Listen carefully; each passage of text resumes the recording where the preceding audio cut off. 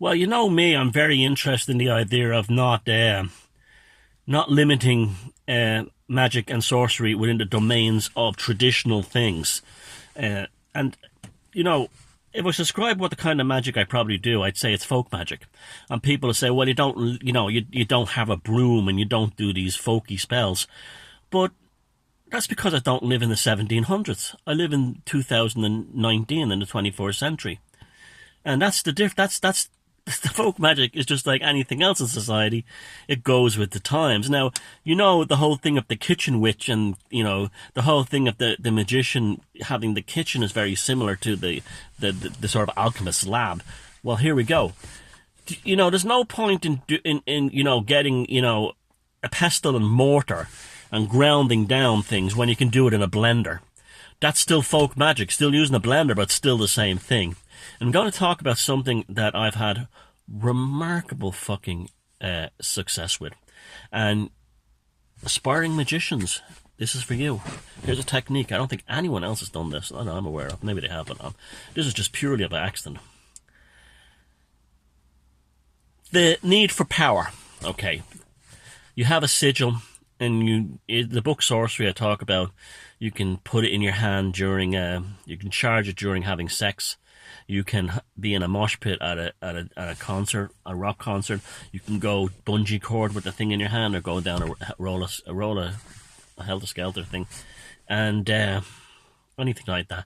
That massively increases your adrenaline, and you focus it into the thing.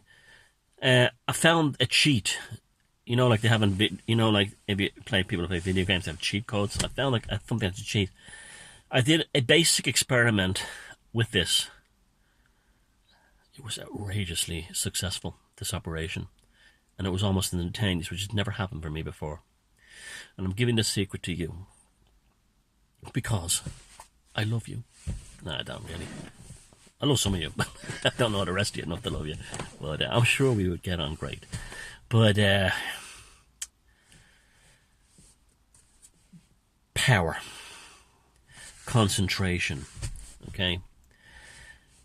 If I want to go to the other side of Ireland, I could walk there, okay?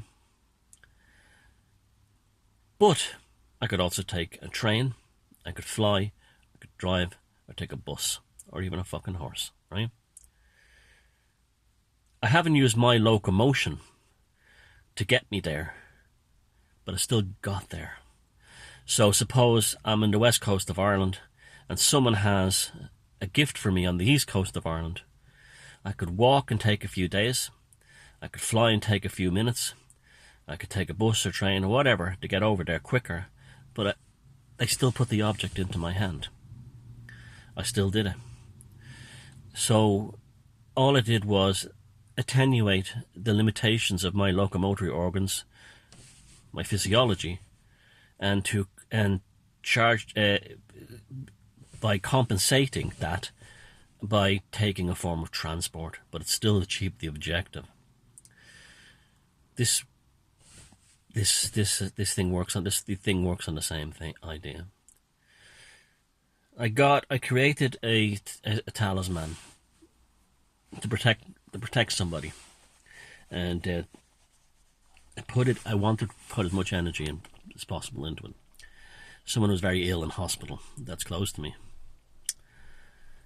I created it on a sheet of paper, and this whole, so you have to have a piece of parchment that's been dipped in grams blood and all this crap. Yeah, years ago you need that. You don't need that today. And I got a 45 single, and I made it about that size. I wanted this one big. I made the letters big. Now, I do a fair amount of traveling, filming and stuff like that, and because I don't have much money, I often stay in these budget places, these budget hotels and these budget like places. And there's a lot of these places, because they're not posh hotels, they often have a microwave in there. And I got thinking about the microwave and looking at that. I don't really cook. I don't have a microwave at home, but I was looking at the microwave, and it just dawned on me, holy shit, that's an enormous amount of power. And it's free power. So that's why I made it the size of a 45-degree record, 45 RPM record, single, 7-inch. I put the talisman into with my protective desire for this person, into the glass tray on the bottom of the microwave. And I developed an incantation that would be said 3 times with increasing attenuation, increasing intensity, increasing vitality, concentration. And I put it in the microwave. I did this, and lo and behold, within a couple of days, the person was better. And then I thought, so it wouldn't be a fluke. I tried it a few more times in a couple of different microwaves and a couple of different operations, and guess what? It's working. I also found that the ritualism part of it does help in this regard. What I was doing was I'd go to the hotel room at a B&B where I would stay, turn off all the lights, and transform the microwave into a kind of altar. And because when you do that, you will really see that the microwave is quite a remarkable machine. It's producing colossal amounts of power, and there's a light on, there's a humming sound. That's not unlike the humming of your nervous system, and the thing is spinning around in a very hypnotic way in the darkness, and you're peering through the glass at the talisman or the sigil rotating.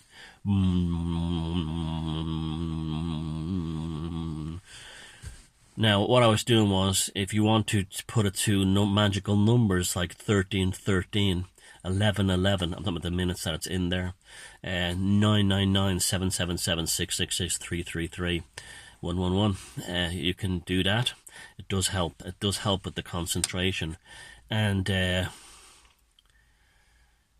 you will, as the thing is coming towards the end, you can do an incantation 3 times. So, he will not suffer that which he dreads. He will not suffer that which he dreads. He will not suffer that which he dreads. Beep, beep, beep, off. And the colossal amount, what's happened then is your will is riding that thing like it's a jet fighter at the final moments, and the light goes off, adds to the experience. This is Technomancy, electro-sorcery. Look on the Room 313 thing about William Burroughs using tape recorders to do similar things, to change reality. This is folk magic. I don't live in a 19th century rustic kitchen. You don't have that anymore. You use the technology and the means of the folk. And this is as vokish magic as you can get, vokish sorcery as you can get. So, and also there's a lot of fear of microwaves. Oh, I'm afraid of microwaves, it gives you cancer. And microwaves are, the actual microwave generator, the coil, is unbelievably powerful. I made a wood burner with a friend of mine here in Sligo not too long ago. And this thing we had to shield this thing in sheets of lead that we got from a roofer's just to be safe, because we took it out of the microwave thing. This transforms that. This transforms that into a fear of the microwave, into the microwave being a wand.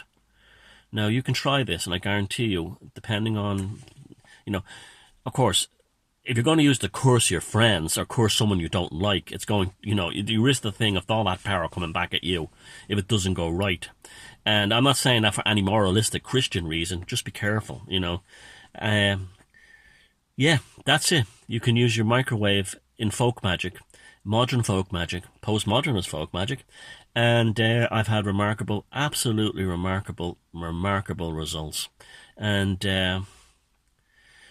it will work it's like everything else. It works for a while, and then you have to hang up the telephone because you'll move on to something else. Magic is constantly changing. Just think of a band. If a band played the same kind of song all the time, they would have no career, the same kind of music.